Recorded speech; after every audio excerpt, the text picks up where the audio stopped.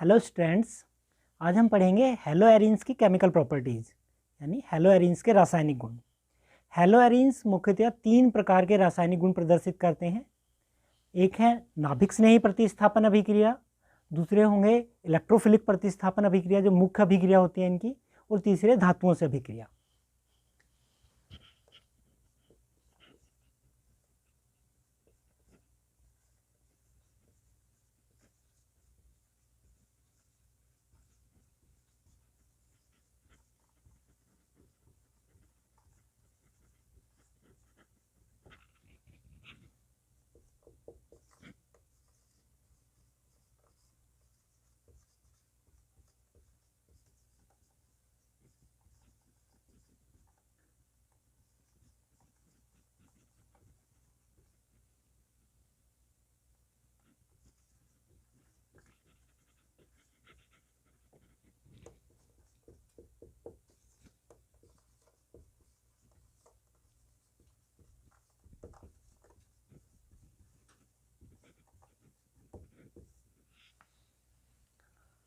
पहले हम लेते हैं नाभिक स्नेही प्रतिस्थापन अभिक्रिया।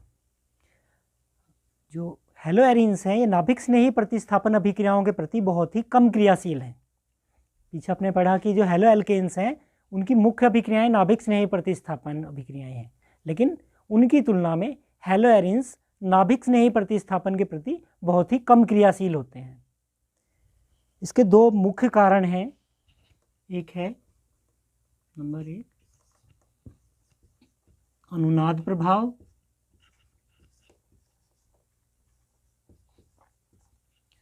और दूसरा कारण है sp2 कार्बन हैलोजन बंध। इन 2 कारणों से कम क्रियाशील है। अभी हम समझेंगे डिटेल में। सबसे पहले लें अनुनाद प्रभाव। हेलो एरीन है कई सारी संरचनाओं का अनुनाद संकर होते हैं। ये सामान्य स्थिति हम लें, जो हैलोजन एटम होगा उसके पास 3 लोन पेयर्स हैं।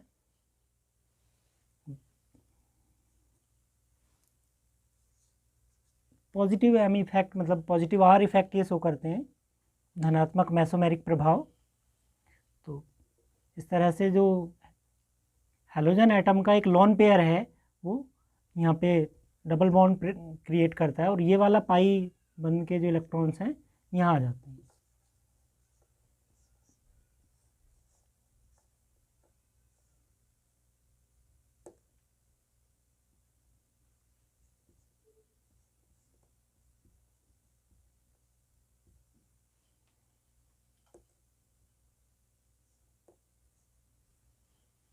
देन ये ऋणावेश के जो इलेक्ट्रॉन्स हैं मतलब लोन पेयर वो यहाँ आ जाएगा, और ये यहाँ से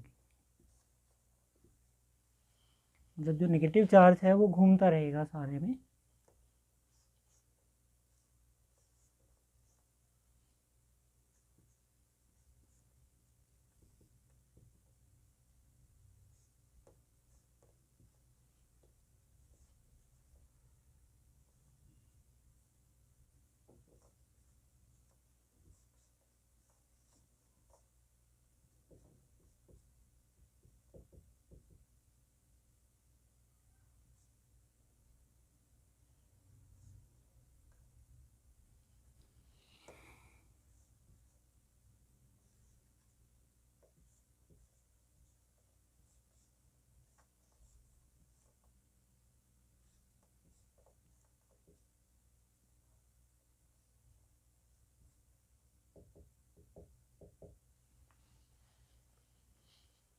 जो हेलो एरीन्स है वो इन 5 अनुनादी संरचनाओं का अनुनाद संकर होता है।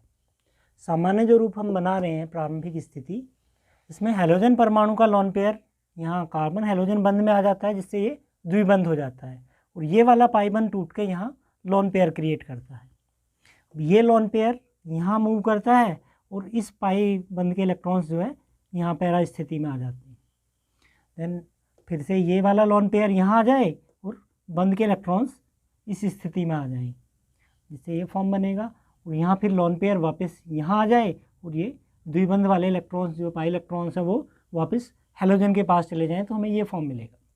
अब जो वास्तविक संरचना होगी वो इन सब का मिश्रित रूप यानी अनुनाद संकर होगी।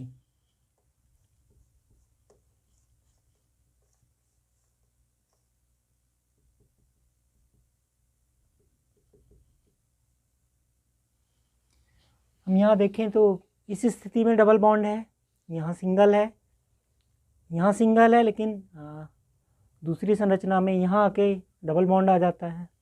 तो इस तरह सभी कार्बन परमाणुओं पे आंशिक द्विबंध लक्षण होगा। और जो कार्बन हैलोजन बंध है उसमें भी 5 में से 3 संरचनाओं में द्विबंध है। सो जो हैलोजन परमाणु होगा उसके साथ वाले बंध में भी डबल बॉन्ड कैरेक्टर होगा।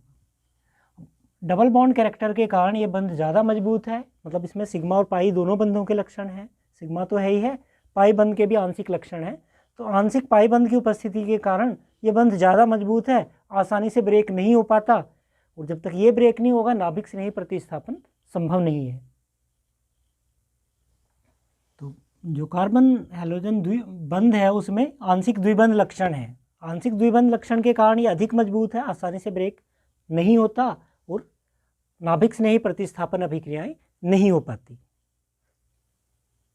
तो हम कह सकते हैं कि अनुनाद के कारण CX बंध में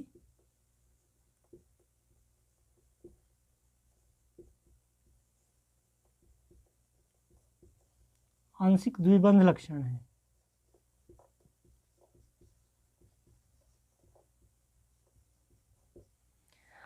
इस आंशिक द्विबंध लक्षण के कारण बंध अधिक मजबूत है, आसानी से ब्रेक नहीं होता, सो नाभिक स्नेही प्रतिस्थापन अभिक्रिया संभव नहीं हो पाती। अब हम आते हैं दूसरे बिंदु पे, sp² CX बंध।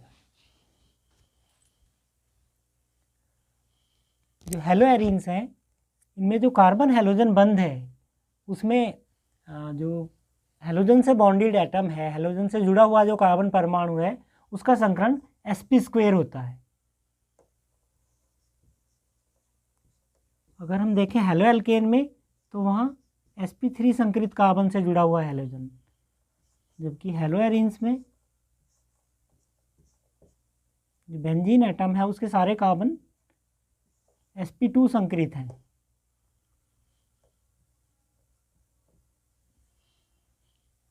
यहाँ sp3 और यहाँ पे कार्बन का संकरण sp2 है। जितना S लक्षण ज़्यादा होगा उतनी कार्बन की विद्युत ऋणात्मकता अधिक होती है। यहाँ अगर हम देखें तो 25% S कैरेक्टर है,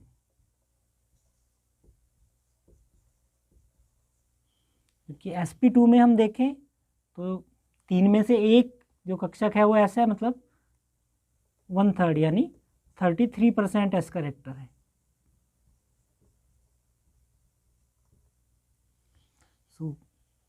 जो हैलो एरीन्स हैं इनमें जो हैलोजन से बॉन्डेड कार्बन है उसमें संकरण के कारण ज़्यादा S लक्षण है। S कैरेक्टर ज़्यादा होने के कारण ये कार्बन अधिक विद्युत ऋणात्मक हो जाता है और साझे के इलेक्ट्रॉन युग्म को, जो कार्बन और हैलोजन के बीच में बॉन्डेड पेयर है, उसे अपनी ओर होल्ड करके रखता है, मजबूती से अपनी ओर खींच के रखता है, जिसके कारण इस बंध की लंबाई हैलो एल्केन में स्थित कार्बन हैलोजन बंध की तुलना में कम होती है।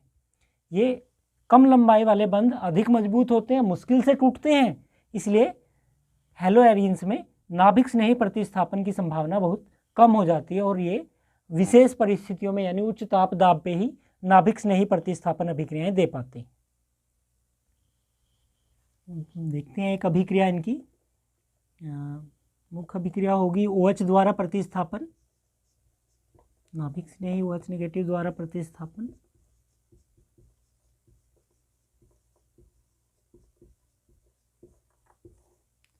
ये फिनॉल बनाने की औद्योगिक विधि है जिसे हम डो प्रक्रम के नाम से जानते हैं।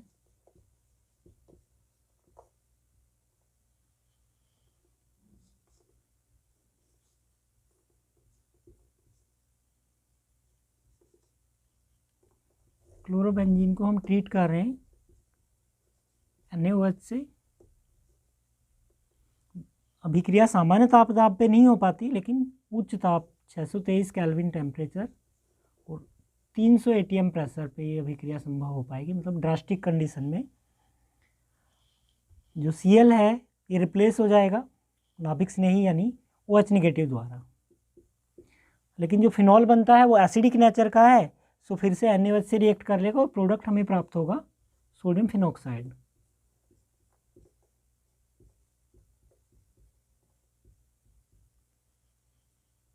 इसका एसिडिफिकेशन कर दें, मतलब किसी भी डाइल्यूट एसिड से इसे ट्रीट कर दें, डाइल्यूट HCl या और कोई acid, then product will be phenol.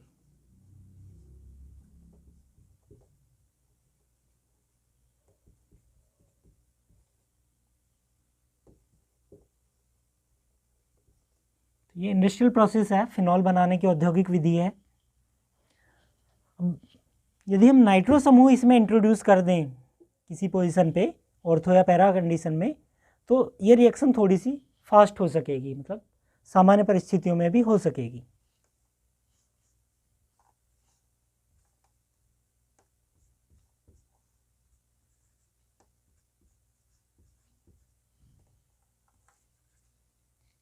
यदि Cl के पैरा स्थिति पे नाइट्रो समूह हो तो रिएक्शन थोड़ा आसानी से हो सकेगी, मतलब कम टेम्परेचर पे।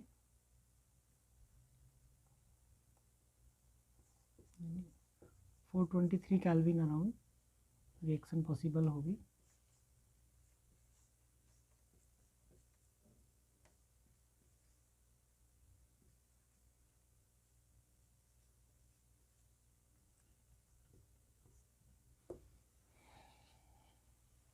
यदि 2 नाइट्रो समूह हो तो और भी आसानी से हो सकेगी।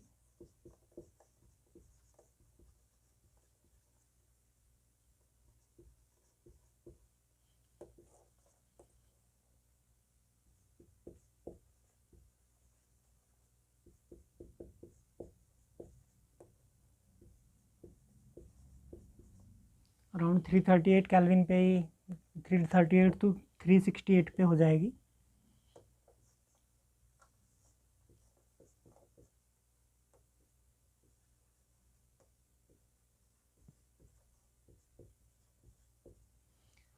अगर तीनों पोजीशन पे नाइट्रो समूह हो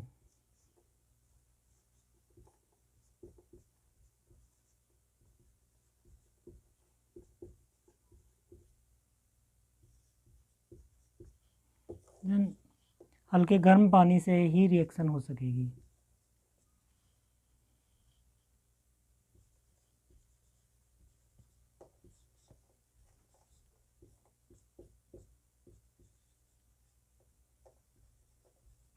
सो आप देख सकते हैं कि जो नाइट्रो समूह इलेक्ट्रॉन विड्रॉइंग ग्रुप है वो न्यूक्लियोफिलिक रिएक्शन के अगेंस्ट इसकी रिएक्टिविटी को इंक्रीज कर देता है। This compound is trinitrophenol,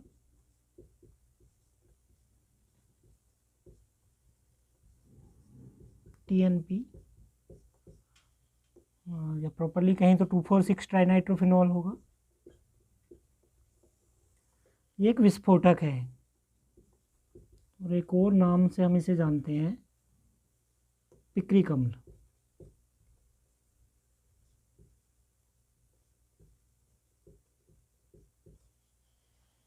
trinitrophenol विस्फोटक का काम करता है।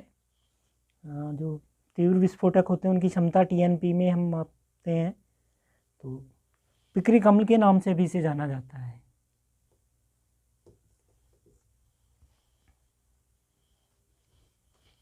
दूसरे टाइप के रासायनिक गुण लें,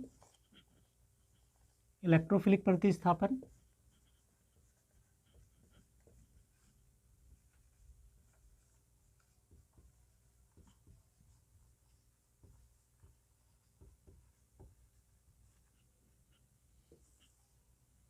इलेक्ट्रोफिलिक प्रतिस्थापन हैलोएरिन्स की मुख्य रासायनिक अभिक्रिया है।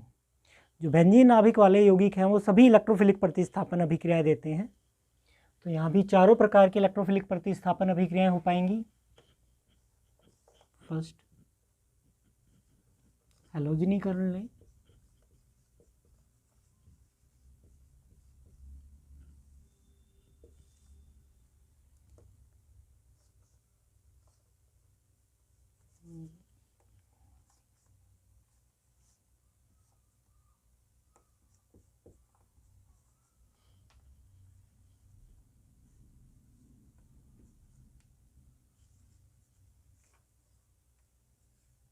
इलेक्ट्रोफाइल की रिक्वायरमेंट होगी FeCl3, इलेक्ट्रोफाइल का काम करेंगे।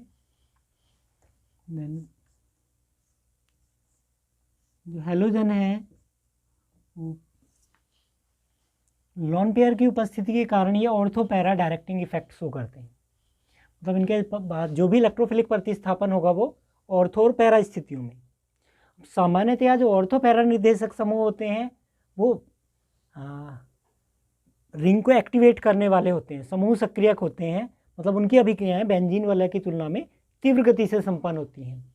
लेकिन हेलोजन परमाणु अपनी उच्च विद्युत ऋणात्मकता के कारण हल्के निष्क्रियक होते हैं, अर्थात जो इनका नेगेटिव आई इफेक्ट है उसके कारण ये बेंजीन वलय की सक्रियता को कम कर देते हैं और इनकी अभिक्रियाएं बेंजीन की तुलना में थोड़ा मंद गति से संपन्न होती हैं।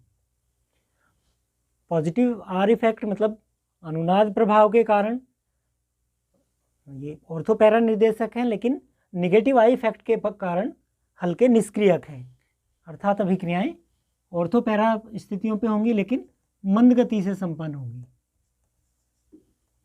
तो दो उत्पाद हमें प्राप्त होंगे।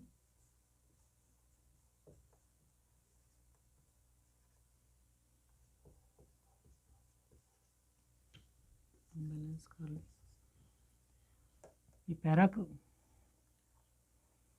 1,4 डाइक्लोरो कह सकते हैं या पैरा डाइक्लोरो।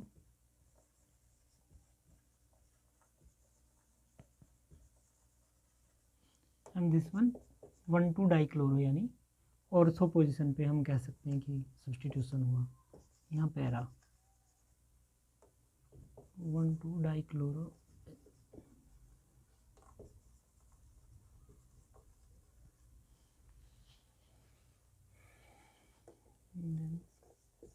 सेकेंड रिएक्शन नाइट्रीकरण,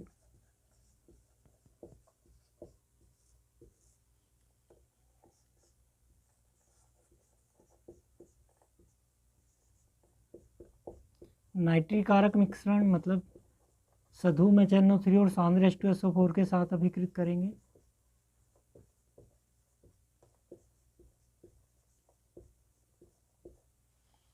तो ऑर्थो और पैरा स्थितियों पे मतलब नंबर 2 और नंबर 4 पे नाइट्रो समूह आ सकेगा।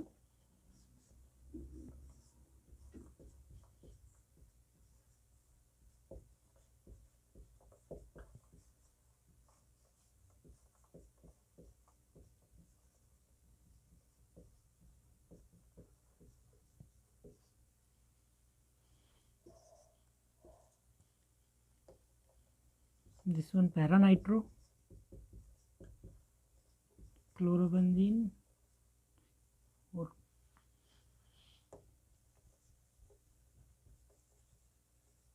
ये ऑर्थो हो सकेगा। ऑर्थो नाइट्रो या ऑर्थो क्लोरो नाइट्रोबेंजीन दोनों वे में लिख सकते हैं। IUPAC वाइज कहें तो अल्फ़ाबेटिकली क्लोरो पहले आ जाएगा, 1 क्लोरो 4 नाइट्रोबेंजीन।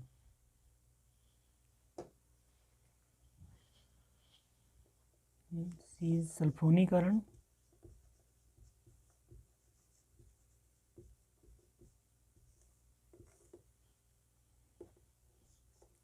सैनवे रिएक्शन हो सकेगी।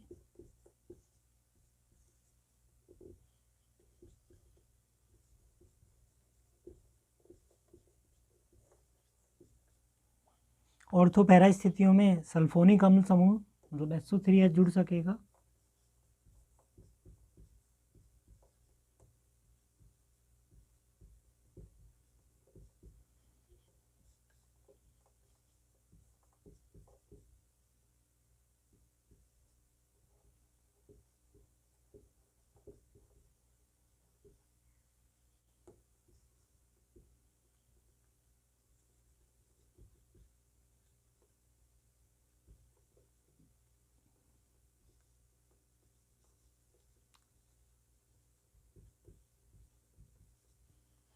and this one orthochlorobenzene sulfonic acid.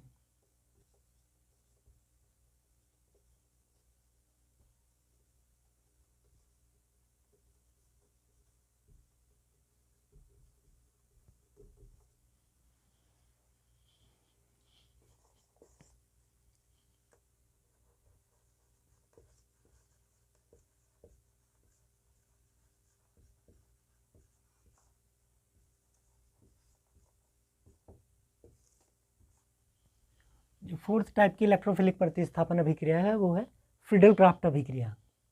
इसमें दो अभिक्रियाएं होती हैं, एल्किलीकरण और एसिटिलीकरण।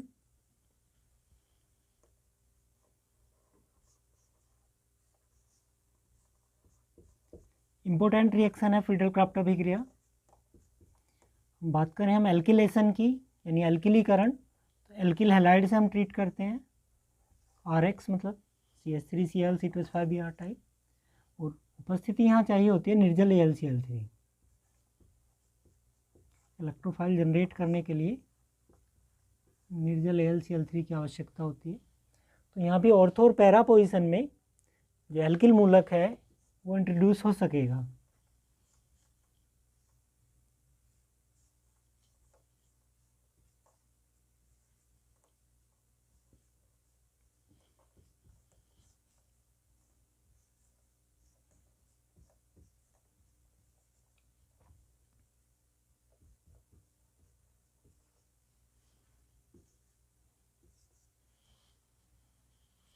मिथाइल क्लोराइड से अगर हम ट्रीट कर रहे हैं तो प्रोडक्ट पैराक्लोरोटोल्विडीन या पैराक्लोरोटोल्विन कह सकते हैं और ऑर्थोक्लोरोटोल्विन बनेंगे।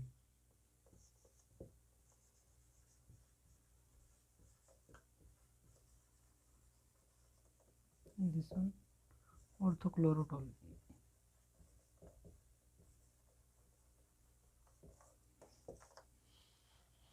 यदि एसिटिलीकरण करते हैं मतलब एसिटिल क्लोराइड या एसिटिक एनहाइड्राइड यूज करें हम, तो एसीटो समूह ऑर्थो तथा पैरा स्थिति में आ सकेगा।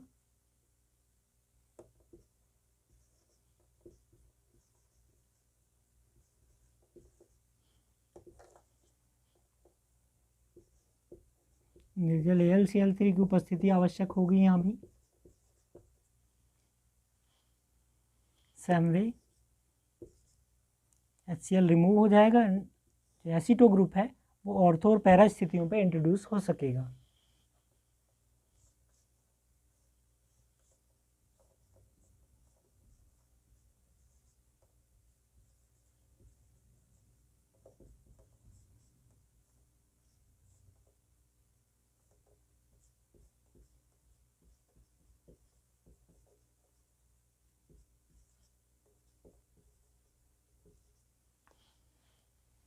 दिस वन पैराक्लोरोएसिटोफिनोन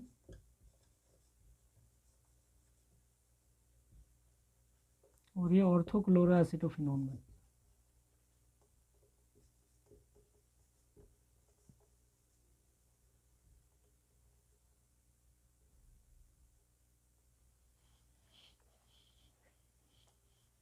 फ्रीडल क्राफ्ट महत्वपूर्ण अभिक्रिया है, ऑलमोस्ट हर साल ही आती है किसी न किसी फॉर्म में।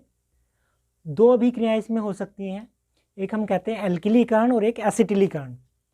यदि बेंजीन या बेंजीन सीरीज के किसी भी यौगिक को हम एल्किल हैलाइड से ट्रीट करते हैं निर्जल AlCl3 की उपस्थिति में, तो ऑर्थो और पैरा स्थितियों पर एल्किल मूलक मतलब मिथाइल इथाइल आदि मूलक आ जाते हैं और अभिक्रिया एल्किलीकरण कहलाती है।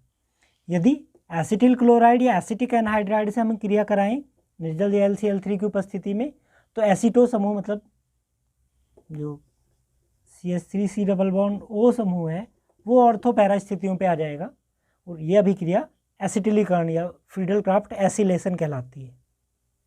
थर्ड केमिकल प्रॉपर्टी है हेलोएरिन्स की, धातुओं से अभिक्रिया।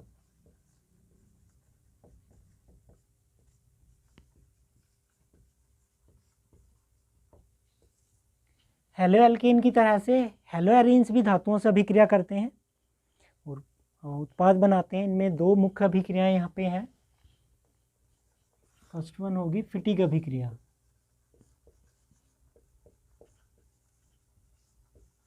ये हम कह सकते हैं कि जो हेलोएल्केन की वुड अभिक्रिया है उसके समकक्ष अभिक्रिया है। जो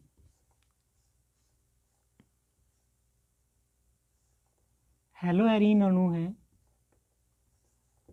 सोडियम धातु से अभिक्रिया करते हैं ड्राई थर की उपस्थिति में।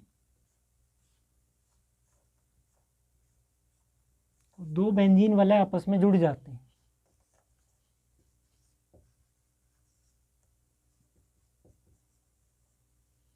शुष्क ईथर की उपस्थिति में अभिक्रिया होगी, क्योंकि सोडियम क्रियाशील होता है, अगर नमी होगी तो उसके अगेंस्ट।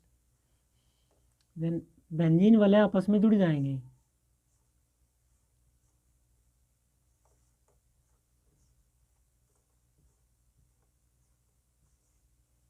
कंपाउंड को हम बाइफिनाइल या डाइबेंजीन बोलते हैं।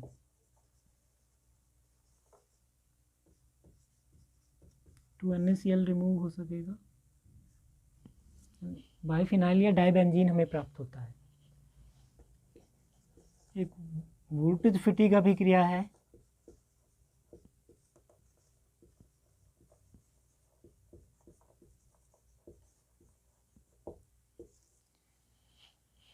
ये वोल्टेज और फिटिग दोनों अभिक्रियाओं का मिश्रित रूप है। वोल्टेज अभिक्रिया होती है हैलो एल्केन में, फिटिग होती है हैलो एरिन्स में। दोनों को मिक्स करके हम सोडियम धातु से ट्रीट करें तो मतलब वैसे तो मिश्रण प्राप्त होता है, लेकिन जो मेन प्रोडक्ट होगा हमारा वो एल्केन एरीन टाइप, मतलब मिथाइल बेंजीन या इथाइल बेंजीन बन सकेंगे।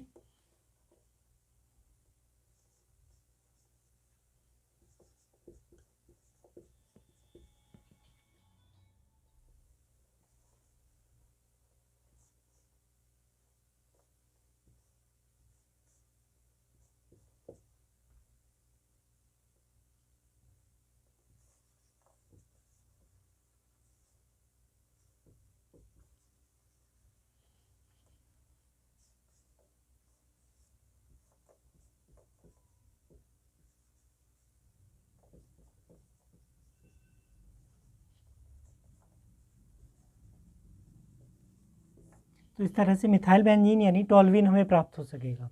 यहाँ इथाइल या दूसरे मूलक लेके हम आगे के सीरीज के कंपाउंड्स बना सकेंगे।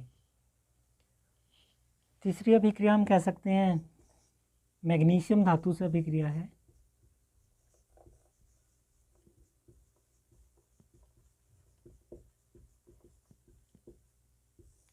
ये ग्रिग्नार्ड अभिकर्मक बनाने में यूज होती है। 5Cl है, Mg से ट्रीट कर रहे हैं इन प्रेजेंस ऑफ, ये भी शुष्क ईथर की उपस्थिति में होगी।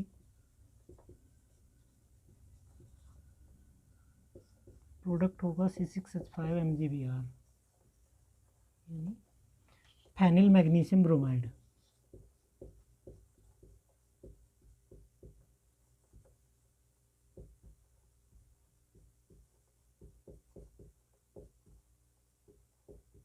जो कि ग्रिग्नार्ड अभिकर्मक है।